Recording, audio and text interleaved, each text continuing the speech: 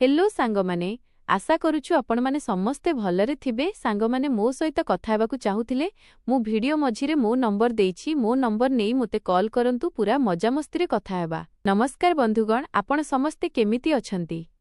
मो ना प्रिया।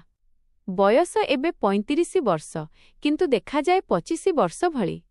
सेईटा भी एमिति जे लोकमाने चाहि रहि जांती। मो आखि बड़ बड़, ओठ टिके गोलापी एवं भरा भरा, कंटा पतला, कटी नितंब टिके चौड़ा एवं उपर अंश एमिति जे साड़ी पिंधिले लोक कहंती बाह की कथा। पुओ माने तो मोते पाइबा पई जेकोनसी सीमा पर्यंत जाई पारंती। मु गार किंतु सहर रे पाठ पढ़िछि। विवाह होईछि 10 वर्ष पूर्वे। मो स्वामी राहुल सहर रे चाकरी करंती। भल मनिष, किंतु काम जोगु घरकू कम समय दियंती। से अधिकांश समय बाहर ही रहंती। तांको भल पाइबा मो भागरे कम ही आसीछि। केबे केबे भावे कि मु केते एकुटिया। काश मो स्वामी मोते भल भावे समय देई पारंते।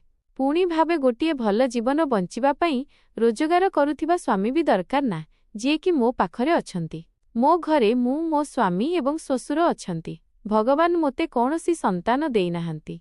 एथिरे भगवानंकर कि दोष जेबे मो स्वामी ही मोते समय दियंती नाही। चाल छाड़, मु खुशी अछि एतिकी परिवार रे। सासु मो विवाह पूर्वरु ही मरि जाइथिले एवं एमानंकर कौनसी भौणी किंबा भाई भी नथिले। बिल्कुल छोट परिवार थिला मोर। मो ससुर घरर मालिक। बयस 70 पाखापाखी, किंतु एमिति सुस्थ जे जुआन भଳି लागंती। डेंगा चौड़ा, दाढ़ी टिके धळा, किंतु आखिरे सेई चमक जाहा। खैर छाड़, मु आजि आपणंकु मोर एक कहानी सुनाउछि, जाहा आपणंकु बहुत पसंद आसिबो। एहाकु आपण पूरा सुनिबे। तो कथा सेही दिनर जेबे मु प्रथम थर ससुर घरकू आसिथिली। नाही विवाह परर नुहे, सेईटा तो पुरुणा होई गलानी। आरे मु कहुछि ना, धीरे धीरे। विवाह परे मु एवं राहुल सहर रे रहुथिलु, कारण तांको चाकिरी सहर रे थिला। किंतु दिने राहुल कहिले, प्रिया, गाँरे बापा एकुटिया अछंती। माँ तो बहु वर्ष पूर्वरु चाली गलेनी। तुमे किछि दिन पई तांको पाखकू चाली जाओ, कारण मोते काम संबंधरे डिपार्टमेंट 30 दिन पई अन्य जिला को पठाइछि एवं मु काली ही जाउछि। तापरे मु मध्य गाँकू आसीजिबी, कारण मु ड्यूटीरु थकिजिबी एवं मु पूरा 1 मास पई ड्यूटीरु छुट्टी मध्य नेइजिबी। फेर आमे दुहे बापांको सहित पूरा मासटे गाँरे रहिबा। मो पाखरे अन्य कोनोसी उपाय नथिला। किछि घंटा पई तो मु एकुटिया रहि पारे, किंतु 1 मास पई कष्टकर लागुथिला। कारण किछि एमिति काम थाए जाहा केवल पुरुष ही करि पारिबे। जेमिति कि घर काम, बजाररु किछि जिनिस आनिबा, घर सौदा, बैंककू जिबा इत्यादि, जहा अन्य काहाकू कुहा जाई पारिबो नाही। मु राजी हेली एवं द्वितीय कथा, मोते गाँ मध्य बहुत पसंद थिला। सेही पवन, सेही खेत एवं घरर सेही पुरुणा कांथ। फेर मु पैकिंग करी ट्रेन रे गाँरे पहुंचिली। मो स्वामी ससुरंकू आगरु जणाई देइथिले जे मु मासक पई गाँकू आसुची एवं मोते स्टेशन रु नै जिबा पई, आउ ससुर मोते नेबाकू आसीगले। से मोते देखि हसिले एवं कहिले, बोहू आसीगलु, यात्रा ठीक रहिला तो। तांको स्वर गभीर थिला। एमिति जे सुनिले टिके कंपन भी हुए, किंतु भल भाबरे। मु कहिली, आज्ञा बापा, यात्रा बहुत भल थिला। मु लाल रंगर साड़ी पिंधिथिली, जहा टिके टाइट थिला। ओह्लाइबा बेले ब्याग खसी पड़िबाकू जाउथिला। ससुर तुरंत धरिनेले। तांको हाथ मो अंटाकू टिके छुईगला। मु चमकी पड़िली, किंतु से कहिले, संभाली बोहू, एबे पड़ी जाइथांतु। मु हसी देई कहिली, आज्ञा बापा धन्यवाद। सेही हाथ। आरे एमिति लागिला जेमिति जानी सुनी, किंतु बोध हुए भूलवशतः। फेर आमे गाड़ी रे बसिलु गाँ रास्तारे। बाटरे से कथा हेबाकू लागिले, बोहू तुमे कुह केमिति अछ एवं मो पुओ केमिति अछि। मु कहिली, सबु भल बापा, आपण कुहंतु केमिति अछंती। से कहिले, माँ मु भी ठीक अछि, किंतु केही जणे सांगरे थिले भल होइथांता, किंतु एबे तुमे आसीगल सबु ठीक होइजिबो। मु कहिली, आज्ञा मु सबु संभाली नेबी। से हसिले, हूँ तुम भली जुआन बहु थिले घर आलोकित होई जाए। एहा बोध हुए प्रशंसा थिला। घरे पहुंचिला बेलकू संध्या होई जाइथिला। घरटी पुरुणा थिला। बड़ अगणा, उपरे रूम। ससुरंक रूम तळे, मोर उपरे। मु जिनिस रखिली, गाधोई फ्रेश हेली एवं साड़ी बदलाई एक हालुका साड़ी पिंधिली, जहा टिके पारदर्शी थिला, किंतु गाँरे कि फरक पड़े। तळकू आसिली तो ससुर चा तियारी करुथिले। बोहू चा पिनिय मु बसीगली। से मो पाखकू चौकी टाणी बसिले। चा देबा समयरे तांको हाथ मो हातरे बाजिला। गरम चा भली गरम हाथ। मु कहिली, बापा आपण काहींकी व्यस्त हेउछंती, मु बनेई देइथांती। से कहिले, नाही बोहू, तुमे थकी जाइछ, ମୁଁ ସମ୍ଭାଳି ନେବି। ରାତିରେ କ'ଣ ବନେଇବ? ରାତିରେ ମୁଁ ଭାବିଲି ଖାଇବା କଥା କହୁଥିବେ। ଯାହା ଆପଣ କହିବେ ମୁଁ କହିଲି। ସେ ହସିଲେ ବୋହୂ ତୁମ ଇଚ୍ଛା। ମୁଁ ତ ଯାହା ତୁମେ ପରସିବ ତାହା ଖାଇନେବି। ମୁଁ ହସିଦେଲି।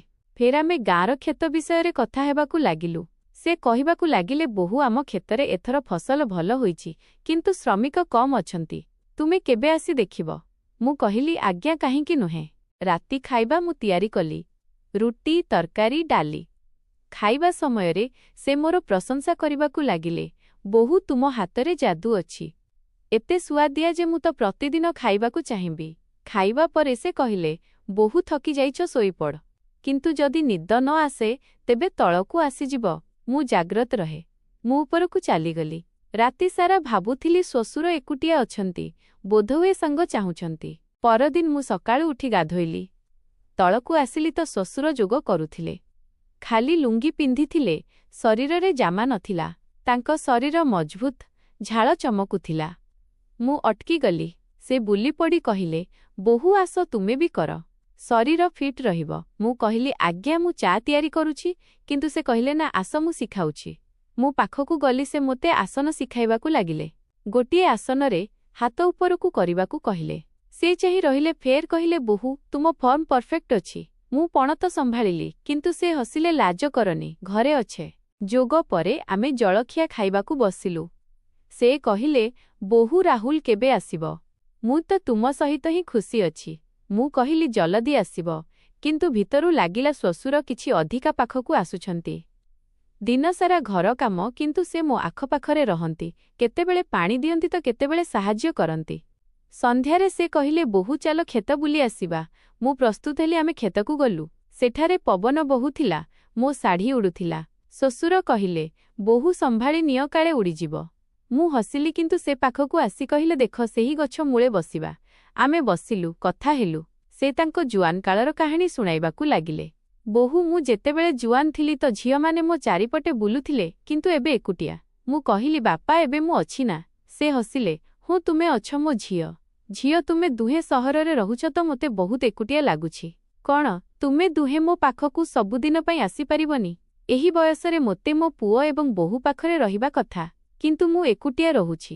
ମୁଁ କହିଲି ବାପା ଆପଣ ଚିନ୍ତା କରନ୍ତୁ ନାହିଁ। ଆପଣଙ୍କ ପୁଅ ଏବଂ ମୁଁ ବସ୍ କିଛି ଦିନରେ ସବୁଦିନ ପାଇଁ ଆପଣଙ୍କ ପାଖକୁ ଆସିଯିବୁ। ସେ ଖୁସି ହେଲେ। ଧୀରେ ଧୀରେ ଦିନ ବିତିବାକୁ ଲାଗିଲା। ପ୍ରତିଦିନ ଶ୍ୱଶୁର କିଛି ନା କିଛି ଏମିତି କହୁଥିଲେ ବା କରୁଥିଲେ ଯାହା ମୋତେ ଭାବିବାକୁ ବାଧ୍ୟ କରୁଥିଲା ଯେ ଏହା କ'ଣ ହେଉଛି। ଯେମିତିକି ଏକ ସନ୍ଧ୍ୟାରେ ମୁଁ କପଡ଼ା ଧୋଉଥିଲି, ଚୁଟି ଓଦା ଥିଲା। ସେ ଆସିଲେ ବୋହୂ ଚୁଟି ଶୁଖାଇ ନିଅ, ମୁଁ ଫ୍ୟାନ୍ ଚଲେଇଦେବି। ମୁଁ କହିଲି ନାହିଁ ଠିକ୍ ଅଛି, କିନ୍ତୁ ସେ ପାଖକୁ ଆସି ମୋ ଚୁଟିକୁ ଛୁଇଁ କହିଲେ କେତେ ନରମ, ଯେମିତି ରେଶମ। ମୁଁ ଚମକିଗଲି, କିନ୍ତୁ ସେ କହିଲେ ତୁମ ମା' ପରି। ମା' ପରି? ହଁ ଝିଅ, ତୁମ ମା' ଅର୍ଥାତ୍ ମୋ ପତ୍ନୀ। ତାଙ୍କ ଚୁଟି ବି ବିଲକୁଲ ତୁମ ଚୁଟି ପରି ଥିଲା। ଯେତେବେଳେ ମୁଁ ତୁମ ଚୁଟି ଦେଖେ ତେବେ ତୁମ ମା'ଙ୍କ କଥା ମନେ ପଡ଼େ। ସେ ଟିକେ ଦୁଃଖୀ ହୋଇଗଲେ। ମୁଁ ଭାବିଲି ଏହି ବୟସରେ ଏକୁଟିଆ ରହିବା କେତେ କଷ୍ଟକର। ଫେର ମୁଁ କହିଲି ବାପା ଆପଣ ଚିନ୍ତା କରନ୍ତୁ ନାହିଁ। ଆମେ ଦୁହେଁ ସବୁବେଳେ ଆପଣଙ୍କ ସହିତ ରହିବୁ ଏବଂ ଫେର ଆପଣଙ୍କୁ କେବେ ଏକୁଟିଆ ଛାଡ଼ିବୁ ନାହିଁ। ଫେର ରାତି ଖାଇବା ବେଳେ ସେ କହିଲେ ବୋହୂ ଆଜି କ୍ଷୀର ଗରମ କରିନିଅ ସାଙ୍ଗ ହୋଇ ପିଇବା। ମୁଁ ବନେଇଲି। ଆମେ ବସିଲୁ। ସେ ପିଉ ପିଉ କହିଲେ ବୋହୂ କ୍ଷୀର କେତେ ଗରମ, କିନ୍ତୁ ତୁମ ହାତରୁ ମିଠା ଲାଗୁଛି। ମୁଁ ହସିଦେଇ କହିଲି ବାପା ଆପଣ ବି। ତୁମ ମା' ବି ଏମିତି ହିଁ ମୋତେ କ୍ଷୀର ବନେଇ ଦେଉଥିଲେ ଏବଂ ଆମେ ଦୁହେଁ ଏକାଠି ବସି ପିଉଥିଲୁ। ଫେର ମୁଁ ରାହୁଲକୁ ଫୋନ୍ କଲି। ମୁଁ ଭାବିଲି ବୋଧହୁଏ ରାହୁଲ ସହିତ କଥା ହେଲେ ସେ ଭଲ ଅନୁଭବ କରିବେ, କିନ୍ତୁ ସେ ବ୍ୟସ୍ତ ଥିଲେ। ଶ୍ୱଶୁର ପ୍ରତି ରାତିରେ କହନ୍ତି ବୋହୂ ଯଦି ଡର ଲାଗେ ତେବେ ତଳକୁ ଆସିଯିବ, କାରଣ ଗାଁରେ ଭୂତ ପ୍ରେତ ଥାଆନ୍ତି। ଗାଁର ଭୂତ ପ୍ରେତ କାହାଣୀ ଶୁଣିଛୁ ନା ତୁ? ଫେର ସେ ହସିଲେ ଆରେ ଝିଅ ମୁଁ ମଜାକ କରୁଥିଲି। ତୁମେ ବିଲକୁଲ ନ ଡରି ଶୋଇପଡ଼। ମୁଁ ଉପରେ ଶୋଉଥିଲି, କିନ୍ତୁ ନିଦ କମ୍ ଆସୁଥିଲା। ଫେର ଦିନେ ସେ କହିଲେ ବୋହୂ ଆଜି ମୁଁ ତୁମକୁ କିଛି ଦେଖାଇବି। ମୁଁ ପଚାରିଲି କ'ଣ? ସେ କହିଲେ ଘରର ପୁରୁଣା ରହସ୍ୟ। ରହସ୍ୟ? ଆମେ ଘର ପଛପାଖ ରୁମକୁ ଗଲୁ ଯେଉଁଠି ପୁରୁଣା ଜିନିଷ ରଖାଯାଇଥିଲା। ସେ ଗୋଟିଏ ବକ୍ସ ଖୋଲିଲେ। ପୁରୁଣା ବହି। ଏହା ମୋର ଜୁଆନ କାଳର ଡାଏରୀ। ପଢ଼ିବ? ମୁଁ କହିଲି ଆଜ୍ଞା। ସେ ପଢ଼ାଇବାକୁ ଲାଗିଲେ। ପ୍ରେମ କାହାଣୀ। ଗୋଟିଏରେ ଲେଖାଥିଲା ତା ଆଖିରେ ସେହି ନିଆଁ ଥିଲା ଯାହା। ମୁଁ ଲାଜେଇ ଗଲି। ସେ କହିଲେ ବୋହୂ ଜୀବନରେ ସବୁ କିଛି ଅଛି ତୁମେ ବୁଝ। ଲାଗିଲା ଯେମିତି ମୋତେ ପ୍ରସ୍ତୁତ କରୁଛନ୍ତି, କିନ୍ତୁ ମୁଁ କହିଲି ବାପା ଭଲ ଅଛି। ସନ୍ଧ୍ୟାରେ ସେ କହିଲେ ବୋହୂ ଆଜି ମାଲିସ କରିନିଅ, ଥକି ଯାଇଛ। ମୁଁ କହିଲି ନାହିଁ, କିନ୍ତୁ ସେ କହିଲେ ମୁଁ କରୁଛି ପାଦର।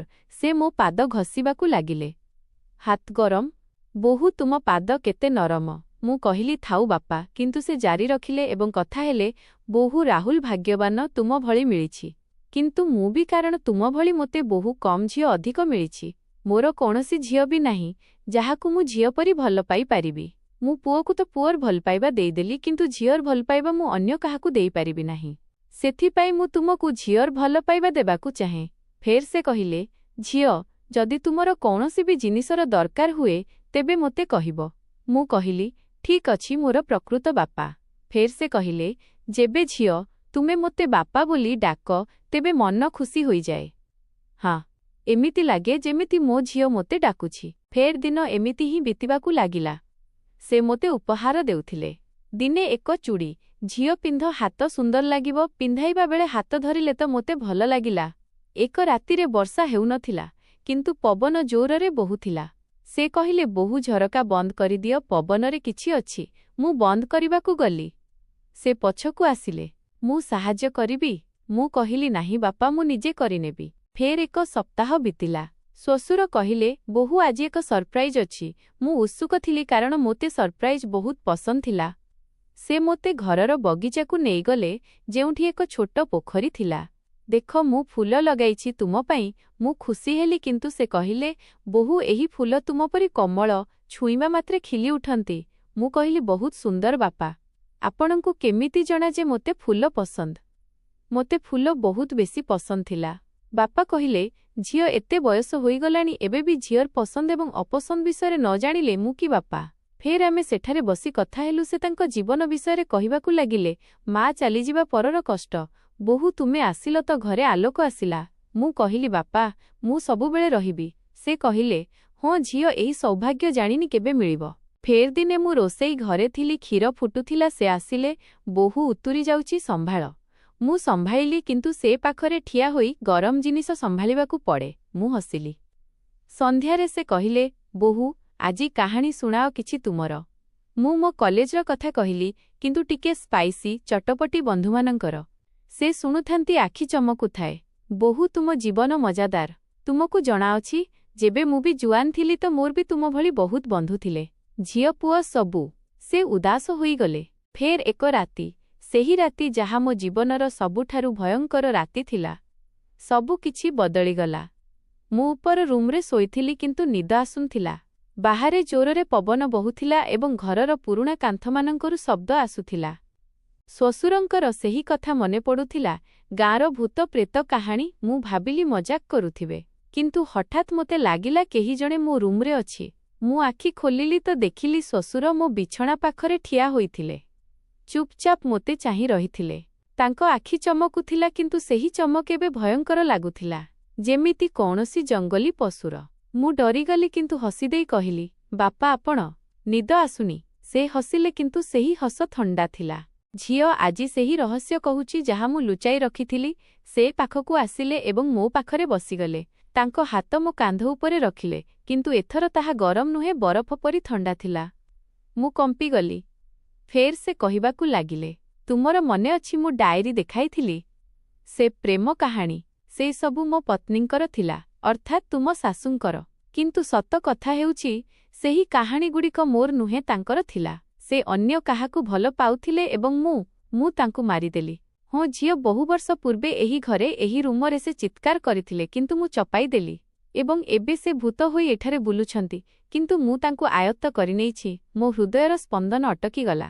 ମୁଁ ଭାବିଲି ଏହା ମଜାକ, କିନ୍ତୁ ତାଙ୍କ ଆଖିରେ ସେହି ପାଗଳାମି। ଫେର୍ ସେ କହିଲେ, ତୁମ ଭଳି ସେ ମଧ୍ୟ ସୁନ୍ଦରୀ ଥିଲେ। ଚୁଟି ନରମ, ପାଦ କୋମଳ। ମୁଁ ତାଙ୍କୁ ପ୍ରତିଦିନ ଛୁଉଁଥିଲି, ମାଲିସ କରୁଥିଲି, କିନ୍ତୁ ସେ ଖସି ପଳାଇବାକୁ ଚାହୁଁଥିଲେ। ତ ମୁଁ ତାଙ୍କୁ ସବୁଦିନ ପାଇଁ ଅଟକାଇ ଦେଲି। ଏବେ ତୁମେ ତାଙ୍କ ସ୍ଥାନ ନିଅ। ମୁଁ ଏକୁଟିଆ ରହିପାରିବି ନାହିଁ। ମୁଁ ଚିତ୍କାର କରିବାକୁ ଚାହିଁଲି, କିନ୍ତୁ ସ୍ୱର ବାହାରିଲା ନାହିଁ। ହଠାତ୍ ରୁମ୍ରେ ଥଣ୍ଡା ପବନ ବହିଲା ଏବଂ ମୋତେ ଲାଗିଲା ଆଉ କେହି ଅଛି। ମୁଁ ଦେଖିଲି କୋଣରେ ଗୋଟିଏ ଛାଇ। ଜଣେ ସ୍ତ୍ରୀଲୋକ ଧଳା ଶାଢ଼ୀରେ, ମୁହଁ ସଢ଼ିଯାଇଛି, ଆଖି ଖାଲି। ସେ ମୋ ଶାଶୁ ଥିଲେ। ସେ ଧୀରେ ଧୀରେ ପାଖକୁ ଆସିଲେ ଏବଂ ଫୁସ୍ଫୁସେଇ କହିଲେ, ସେ ମୋତେ ମାରି ଏବେ ମୋତେ ବ୍ୟବହାର କରେ ଏବଂ ତୁମେ ପରବର୍ତ୍ତୀ। ଶ୍ୱଶୁର ହସିଲେ, ଦେଖ ସେ ଆସିଛି। ଏବେ ଆମେ 3 ଜଣ ସାଙ୍ଗ ହୋଇ ରହିବା। ମୁଁ କୌଣସି ପ୍ରକାରେ ଉଠି ତଳକୁ ଦୌଡ଼ିଲି, କିନ୍ତୁ ଦରଜା ବନ୍ଦ। ବାହାରେ ବର୍ଷା ଆରମ୍ଭ ହୋଇଗଲା, ବିଜୁଳି ମାରିଲା ଏବଂ ମୁଁ ଦେଖିଲି ଶ୍ୱଶୁରଙ୍କ ଛାଇ ଲମ୍ବା ହୋଇଯାଉଥିଲା ଯେମିତି କୌଣସି ରାକ୍ଷସ। ସେ କହିଲେ, ଝିଅ, ମୁଁ ମରିସାରିଛି ବହୁ ବର୍ଷ ପୂର୍ବରୁ, କିନ୍ତୁ ଆତ୍ମା ଏଠାରେ ଅଟକି ରହିଛି। ରାହୁଲକୁ ମୁଁ ହିଁ ଦୂରକୁ ପଠାଇଛି, ତୁମେ ଏକୁଟିଆ ଆସ ବୋଲି, ଏବେ ତୁମେ ମୋର। ମୁଁ ଚିତ୍କାର କଲି ଏବଂ ସବୁକିଛି ଅନ୍ଧାର ହୋଇଗଲା। ପରଦିନ ସକାଳେ ମୁଁ ଜାଗିଲି ତ ସବୁ ସାଧାରଣ ଲାଗୁଥିଲା, କିନ୍ତୁ ମୋ ବେକରେ ଚିହ୍ନ ଥିଲା ଯେମିତି କେହି ଚିପି ଧରିଛି। ରାହୁଲ ଆସିଲା, କିନ୍ତୁ ଶ୍ୱଶୁର ଗାୟବ ଥିଲେ। ଘରେ କେବଳ ତାଙ୍କ ଡାଏରୀ ବଞ୍ଚିଥିଲା ଏବଂ ଶେଷ ପୃଷ୍ଠାରେ ଲେଖାଥିଲା, ପରବର୍ତ୍ତୀ ବୋହୂ ଆସିବ। ବନ୍ଧୁଗଣ, ଏହି କାହାଣୀ ସତ କି ସ୍ୱପ୍ନ ମୁଁ ନିଜେ ଜାଣିନି, କିନ୍ତୁ ଏବେ ବି ରାତିରେ ମୋତେ ସେହି ଥଣ୍ଡା ହାତ ଅନୁଭବ ହୁଏ। ତ ବନ୍ଧୁଗଣ, ଯଦି ଏହି କାହାଣୀ ଆପଣଙ୍କୁ ପସନ୍ଦ ଆସିଲା, ତେବେ ଭିଡିଓକୁ ଲାଇକ୍ କରନ୍ତୁ, ସେୟାର କରନ୍ତୁ, କମେଣ୍ଟରେ ଜଣାନ୍ତୁ ଟ୍ୱିଷ୍ଟ କେମିତି ଲାଗିଲା ଏବଂ ଚ୍ୟାନେଲକୁ ସବସ୍କ୍ରାଇବ କରିବାକୁ ଭୁଲନ୍ତୁ ନାହିଁ। Financial safety net for the people you care about. It is essentially a contract. You pay a monthly or yearly fee, premium, and in return, the insurance company promises to pay a specific amount of money, death benefit, to your family or loved ones if you pass away. Here are the key details broken down so they actually make sense. 1. The core components: policyholder, the person who owns and pays for the policy, usually you. Life assured, the person whose life is covered. If they die, the policy pays out. Beneficiary/nominee, the person or people you choose to receive the money. Sum assured, the total amount of money your family gets, e.g., $500,000. Premium, the subscription fee you pay to keep the insurance active. 2. Main types of policies. Choosing a policy depends on whether you want pure protection or a savings plan. Type, how it works. Best for term insurance. Covers you for a specific period, e.g., 20 years. If you die during this time, your family gets paid. If you outlive the term, the policy ends with no payout. High coverage at low cost. Best for young families or those with debt. Whole life. Covers you for your entire life, usually up to age 99 or 100. It often builds cash value over time. Long-term inheritance and lifelong protection. Endowment/ULIP. Combines life insurance with an investment. A portion of your premium is invested, and you get a payout even if you survive the term. Force savings for goals, like a child's college or retirement. 3. Important fine print details. Grace period. If you miss a payment, you usually have 15 to 30 days to pay before the policy cancels, lapses. Riders. These are add-ons you can buy for extra protection, such as critical illness, payout if you get cancer/heart attack, or accidental death benefits. Exclusions. Insurance won't pay out for everything. Common exclusions include death by suicide, usually within the first year, or death resulting from illegal activities. Free look period. You typically have 15 days after buying the policy to read the document and cancel it for a full refund if you don't like the terms. 4. Why the cost premium varies. Insurance companies look at how risky you are. Your price will be lower if you are younger. Premiums are much cheaper at 25 than 45. You are a non-smoker. You have no major medical issues. They usually require a quick health check. Your job isn't considered high risk, e.g., an office worker pays less than a deep-sea diver. Would you like me to help you calculate how much coverage you might actually need based on your current expenses and debts?